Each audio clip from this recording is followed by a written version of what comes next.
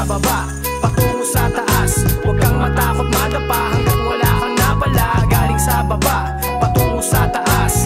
Money making everyday as if wala nang bukas.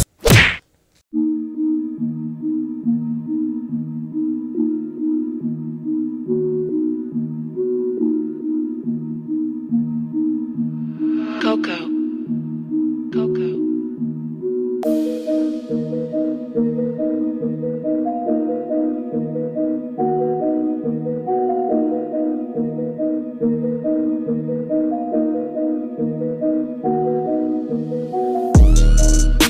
Lahat sila nakatingin, mata namin nakapikit. Lahat sila nakatingin sa forma namin pandiin. Lahat sila nakatingin, mata namin nakapikit. Lahat sila nakatingin sa forma namin pandiin. Matang namumula pikit. Mga mata nila ay nakatitig. Yon, what's up mga ka-drive-by? Nandito na naman ako, si Pau B, at magre-react ng panibagong reaction video na naman tayo ngayon. Gaya ng sabi ko, ite-testing ko na maging consistent, pero yun nga, feeling ko inconsistent pa rin kasi may mga bagay-bagay tayong kailangan ayusin. Gaya ng sabi ko sa previous video ko na direct ko. And ayun, maraming salamat pa rin sa inyo. And syempre maraming salamat kay Skastakli kasi kung hindi nyo natatanungin mga tol, hindi ko naman expected na magkakaroon ako ng monetization sa ginawa kong music video. Ginawa kong reaction video kahapon. Hindi ko naman expected yon. Syempre, ang expected ko talaga is copyright issue siya. So, yun nga, after nung na-upload, copyright issue naman siya. Okay naman siya kasi I'm just building traction again para makabalik sa inyo. And dati nag-hit na tayo palagi ng mga 10k views. Ngayon 1.1k pa lang after a day. Yun. And eventually, siguro kanina umaga, may na-receive akong email kay YouTube na na-clear daw yung copyright. And I'm not pretty sure kung team ni Skasta yun o siya mismo nag-clear ng copyright na yun. So maraming salamat. And yan, malaking tulong yun. Kahit na pabarya-barya lang, no? Maraming salamat pa rin sa'yo, Boss Skastakli. And yun. So yun mga tol, kumusta kayo? And I hope na lahat ay okay naman. Friday na, and anong mga ganap natin ngayong weekend na to? Meron pa tayong mga party na pupuntahan, may birthday pa tayong pupuntahan, may inuman pa tayong mga pupuntahan. Kami kasi bukas meron kami mga celebration na gagawin, and I hope mga tol, kayo din, sana maganda yung weekend nyo. And sa mga nagtatrabaho dyan, 5 days straight na pagtatrabaho, give yourselves some time to enjoy and relax this coming weekend mga tol. And yun, sana ma-enjoy nyo itong susunod ko i-react. And syempre yun pa rin, mag-react pa rin tayo kasi nakita ako, so most of the mga comments dyan is yung kay Skastakli pa rin. And syempre natin yan, i-react natin yan. And actually kanta to ni Krills, no? And ang title ng kanta is Paasa, remix siya. And featuring Skastakli. Though fan ako ni Skastakli, I'm not pretty sure kung ano yung Paasa na hindi remix, no? So comment down below nyo nga na mapakinggan ko din. Or siguro napakinggan ko na pero hindi ko siya naaalala kung ano yung ano yung tunog ng music na yun, ano? So, yun. Ayun mga tol, punta na tayo sa kabila kasi magre-react na tayo.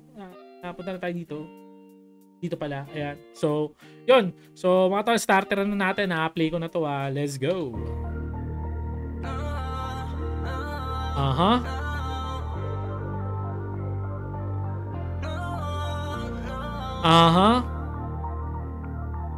Mapormahan no? Mapormahan, mga tipong sando lang, shorts, no? Tapos, Air Force One na puti, no? Tamang Chris Brown lang din talaga pormahan. And then to si Krills, napakinggan ko na to. Then mga kalakolab niya si ito yung pangalan. Sino yung pangalan? Pero yung doon, sino ko yun? Ba yung wait nga lang. Kakulab niya.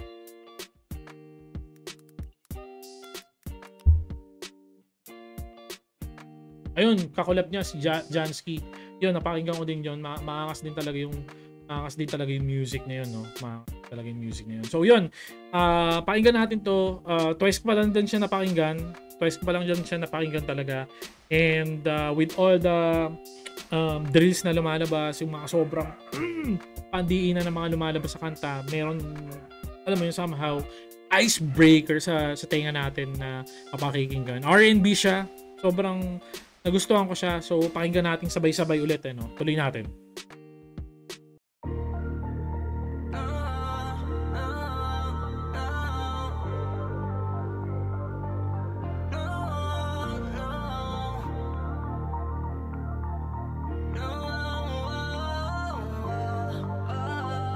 Angas, no? Putang ina. Hello, ring on my phone. Sabihin mo sa'kin kung di ka nasisipot. Maiintindihan naman kita kung di ka pupunta. Basta Putang ina, sobrang ganda na ng quality ng music dito sa Pilipinas, no? Kung talagang naka-tune in ka sa rap industry since like 2016, 2015, I know it's not that kind of long ago, pero yun yung parang baseline natin up until hanggang ngayon. Makikita nyo evolve yung linis ng pagmimix ng mga tao ngayon. Ano no, siguro dahil sa mga tools na nagagamit na natin, sa mga sa sobrang eager ng mga tao, ng mga rappers ngayon, ng mga mix and master na person dyan na matuto talaga at saka linisin yung pagkakagawa is nagagawa na nila yung quality, kung ano yung quality sa States. So it's very clean, very crisp na talaga siya pakinggan, and pati yung mga paglalagay ng mga effects, no, sobrang lakas, sobrang ganda na, 'di ba? Unlike dati before na sa X-Battalion, since the first time that I've heard them, talagang maganda na yung execute tsaka pagkaka-produce nila ng music nila. And syempre siguro sila din yung naging baseline ng kung ano talaga yung dapat na malinis na pagmi-mix and master and all yung mga pag-add ng mga ad-libs, mga effects sa boses, no. So yun, tuloy natin, no. Ang ganda lang, gusto ko lang i-point out na sobrang linis talaga nilang gumawa ng kanta. Alam mo baramdam ka, wag mo na akong bitinin pa. Matagal na rin ako nagigigil sa'yo. Gusto na kitang hawakan, kaso mga plano mo di mo mapanghawakan. Oh no, wala naman ang bago, lagi kang ganyan. Sabi mo na on the way ka mamaya, wala naman. Kung gano'ng kabilis mo na blinano, ganun din kung paano ang isip mo ay magbago. Kaya naman ako inahalin, talagang magaling at ako'y nakuha. Ganun din talaga na itong release na to, no?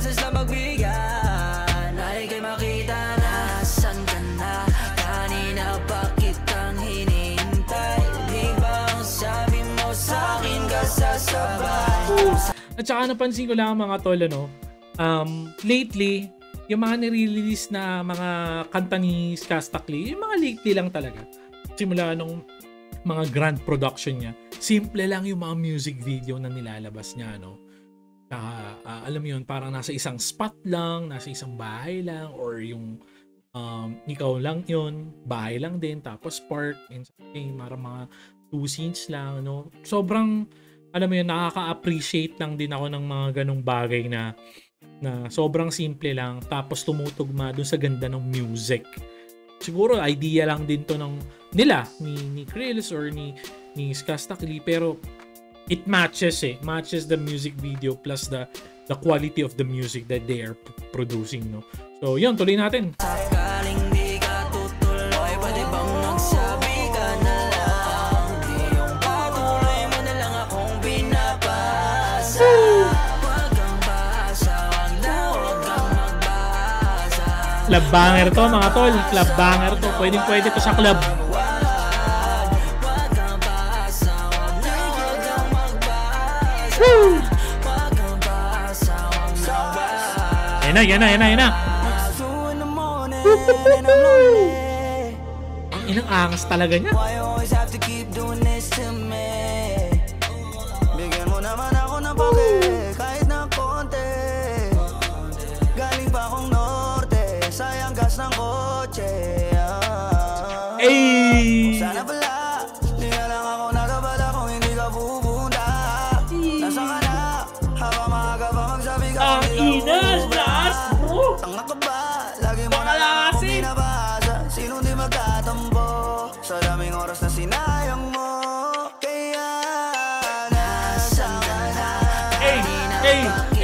Ay!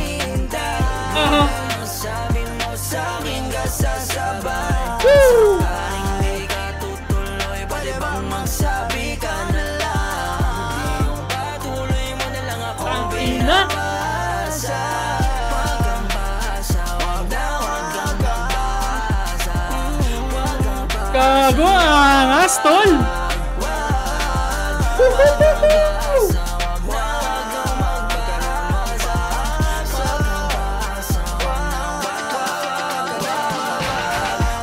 Ang lakas talaga.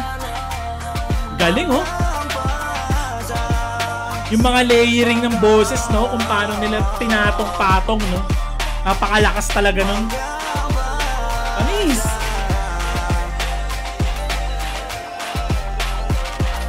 Tangina, panis! Bro, panis! Di ba? Panis! Panis! Panis! Tangina. Balik tayo dito, no, mga tol. So, sa totoo lang, ito yung mga gusto ko, ito yung mga top 2 sa playlist ko ngayon. Ikaw na nga yun at saka itong Paasa, no? Sobrang lakas lang talaga kasi yung style ni Ska Stockley, even though na maraming mga lumalabas na mga bagong style ngayon ng music like new wave, drills, pero he sticks to R&B, which is yung style niya talaga, no? And sobrang overwhelmed lang ako pag siya talaga naglalabas ng kanta. And gaya nga ng sabi ko sa inyo, mga tol, hindi na natin para pakialaman yung personal issues niya sa buhay. Let's just, focus on his skills in making music. Yung talent niya talaga hindi natin matatanggi, meron talaga siyang talent, no? And hindi lang ito yung siguro yung talent niya, kung napapanood yung mga vlogs niya, nagigitara din siya.